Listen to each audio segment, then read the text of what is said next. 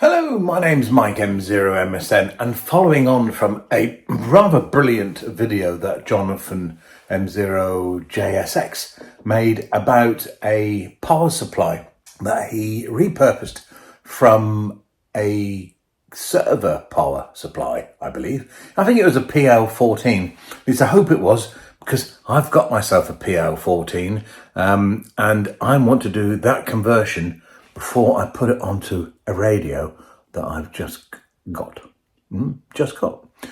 Before I put it on a radio that I've just acquired.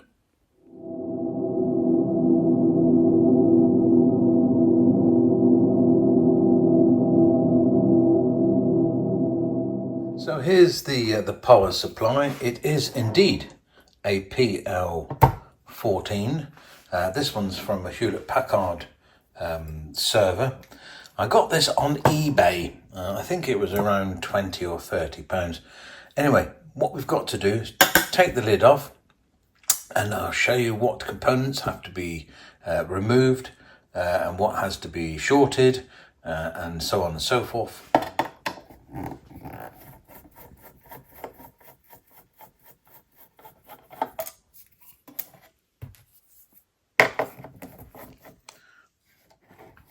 Right. Oh yes, okay. Ooh, this should be a bit of fun. Okay, so let's see if I can actually make this focus. So this is the lovely little resistor that we need to remove and then put a bridge across. You can do this with a blob of soda, or what I'm going to attempt to do is actually put a proper wire bridge across the two pads. So anyway, yes, and then after that, that allows a little bit more voltage to get through to our variable resistor here, which in turn allows the power supply to output a little bit more. At the moment, it's restricted for between 12 volts and 12.6 volts. If we remove this little resistor and put a bridge in, we manage to get up to around 14 volts. So much better for what we want, because we want 13.4 for 13.8 volts out.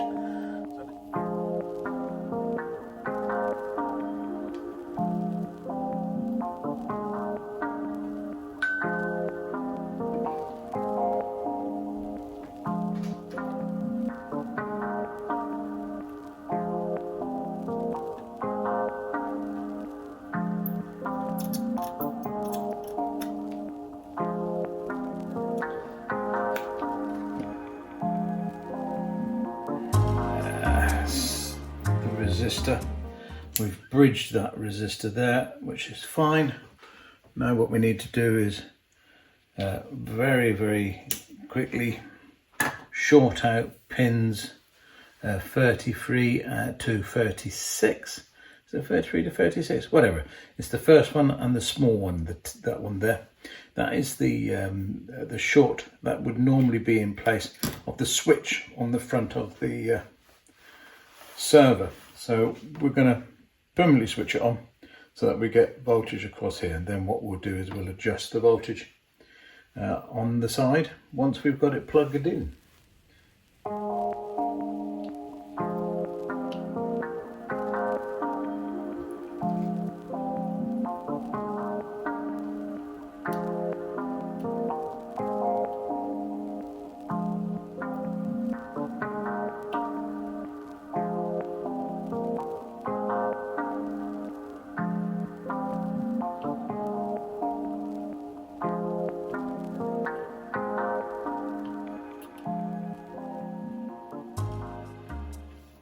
And we'll just test this for make sure there's no shorts and a bit of continuity between the two, and then we'll put the lid back on and power it up. And well, we won't actually put the lid back on, we'll power it up and just see how much voltage we've got out there so that we can adjust it with our side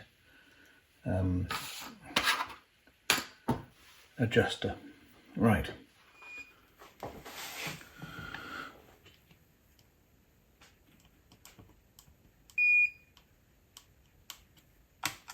excellent. Make sure that's as it should be.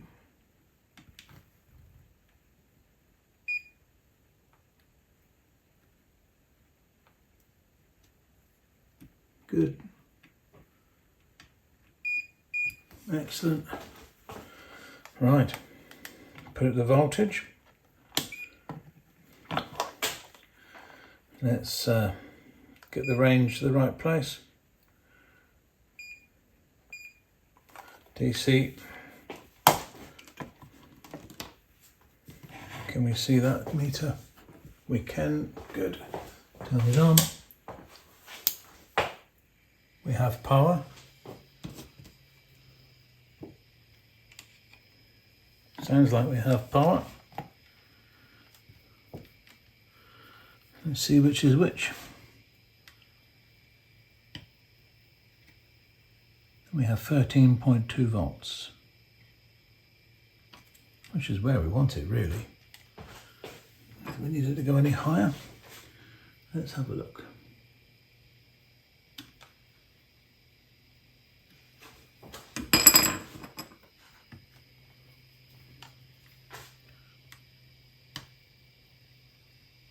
$13.4, just a little bit higher.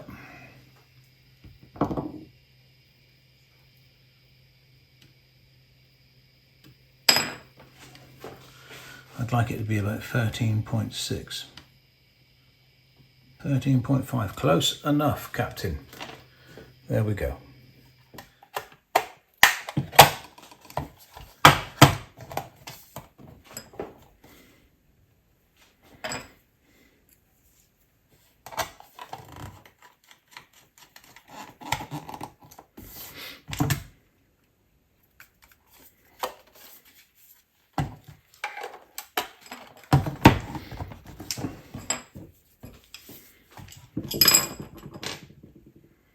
I seem to have a screw left over.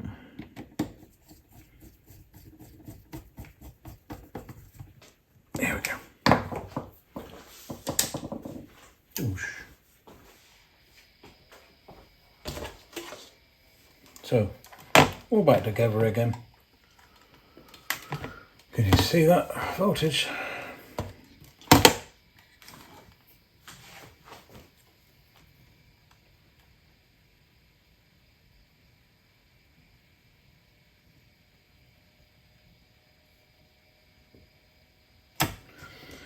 And that's up to 30 amps. It can do 38 max, but it will draw 30 amps. I would suggest no more than 20. And there we are. Right. Next bit, Jonathan. Why have I built it? I built the power supply to power my Kenwood TS480, which I acquired a few days ago from Duncan. Thank you, Duncan. Lovely radio. I'm very impressed and very pleased with this, but it does have one drawback. That is, I can't use it on the 60 meter band. It won't transmit anywhere outside any of the standard amateur bands for Europe or the UK. And of course, I am licensed to use the 60 meter band. So if I want to use the radio on the 60 meter band, I can't.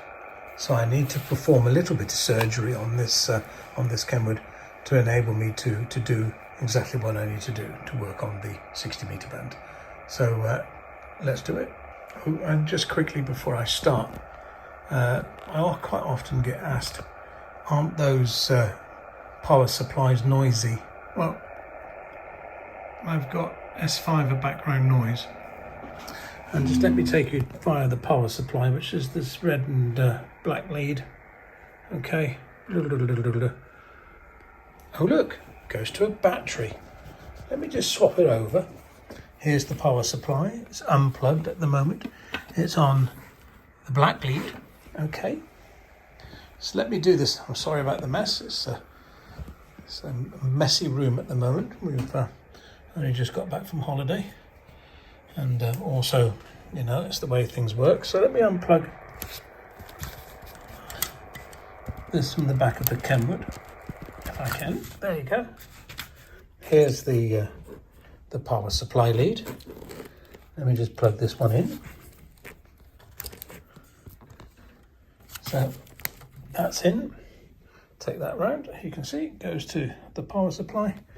Plug this back in. Here's the radio back to life.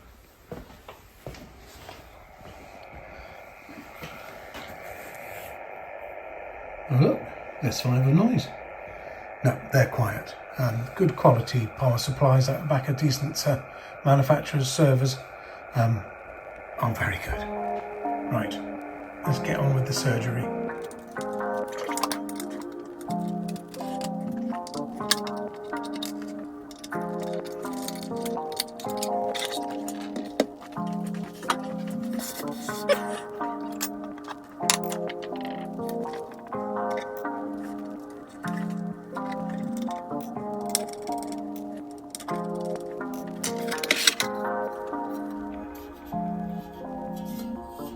Now what we're interested is what's under here. So we need to take this bit out.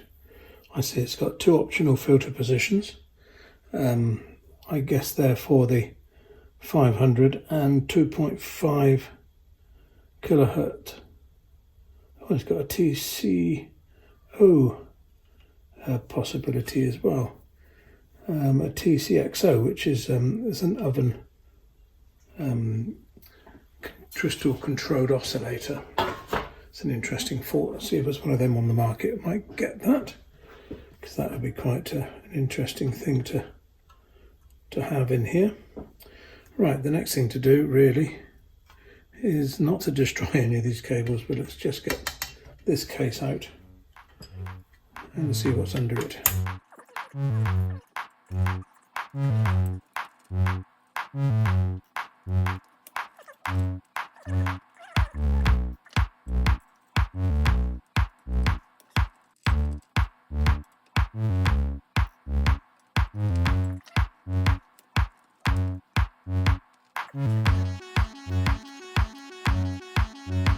Right, I don't know if we're going to see this, but let's zoom in a bit more. Ooh, okay, bear with me, Captain. See if we can zoom in even more. May not be able to.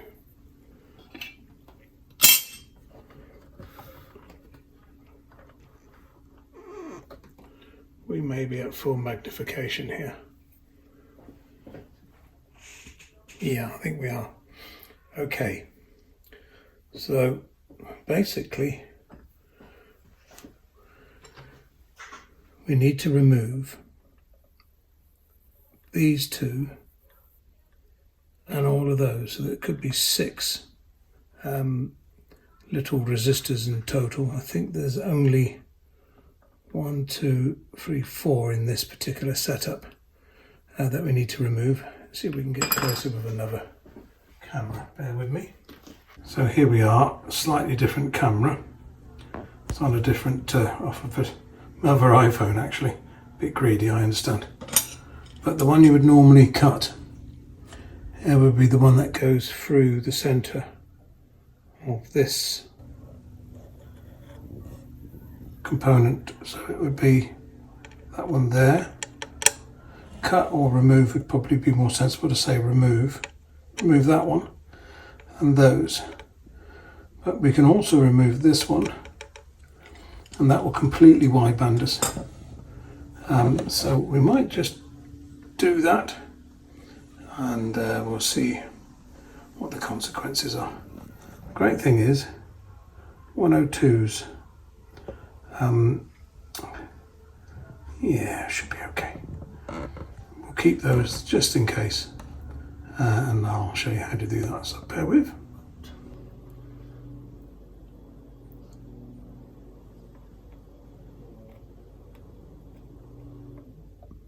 One,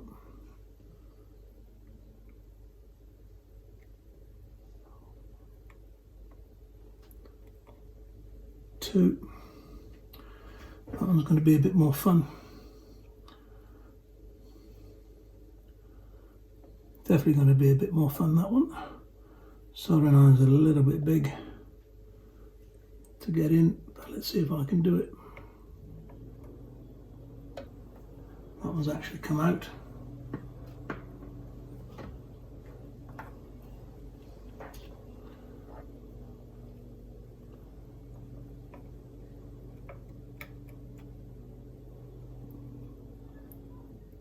As did that one. Okay.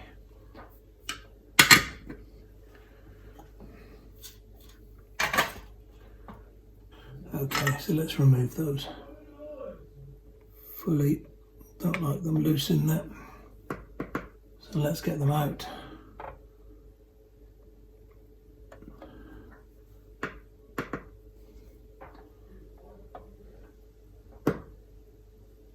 Four, yeah. Just tie those pads up.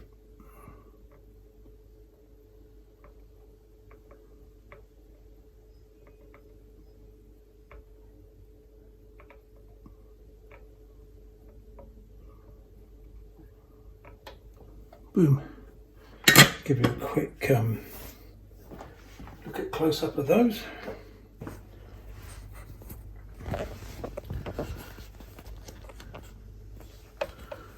Come on, Michael, let's get that focused. There we go. So what we've done is we've removed those there. Look, might make that a little bit tidier. Just bear with me.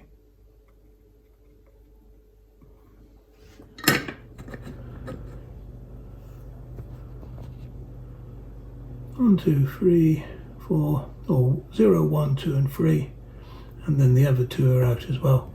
All we have to do now is put it back together and press the magic reset button, and we'll see where we are.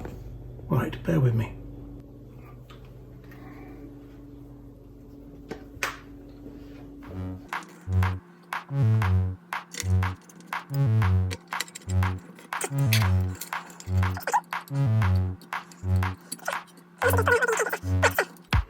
Here, I don't know if you can see them.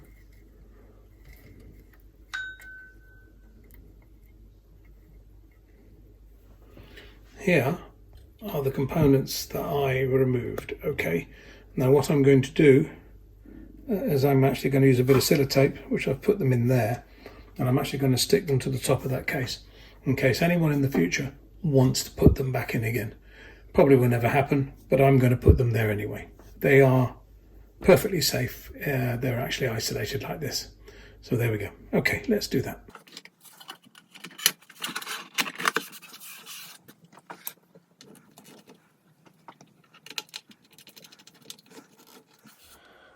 Okay, back at the table.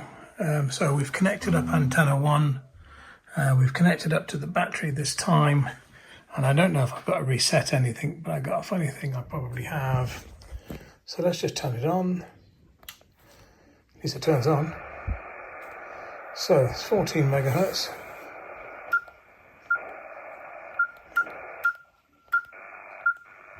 .333.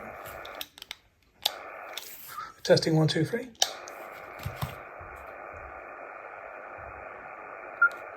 It's going to be a very high SWR. Yeah. Okay. So, at least it transmits, which is good news. So let's go to 7 meters. In fact, it might be quicker to use the dialy, but I expect that's in 5s. Yeah. Okay. So by removing it, automatically resets the radio. I know we've spoken before. I think you said you're using a portable transceiver with 5 watts.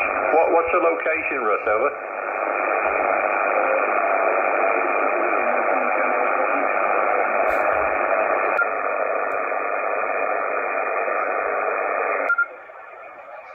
The name of this side is Paul, and the location is the city of York. I'll give a report for your next transmission. Oh no, I don't think we have spoke before, unless I've popped it in the computer wrong, but nice to hear you. Go ahead. Yeah, thank you, Paul. Well, your call sign sounds familiar to me, but there we are. You never know. I just thought I'd give you a shout. You've got a lovely signal. You're 10 over 9 into Gloucester, and I've just put together a Kenwood TS480, and I'm just testing it for the very first time over. Well, yeah, well, it's doing the business, mate. No problem at all. 5 and 9. Slightly over at times there, mate. Go ahead. Oh, excellent stuff. Yeah, well, it's bare boots. It's got no amplifier with it. So I am pushing all of 80 watts in your direction on an end-fed half wave at the moment. So I'm quite pleased with that, over. Well, I would be as well. You were peaking 10 dB over 9 on your last transmission there, mate. So, yeah, 100%, and it sounds well, very clear, over. Oh, that's what you want to hear, isn't it? So that's really good news. Well, Paul, I really thank you for the flowers.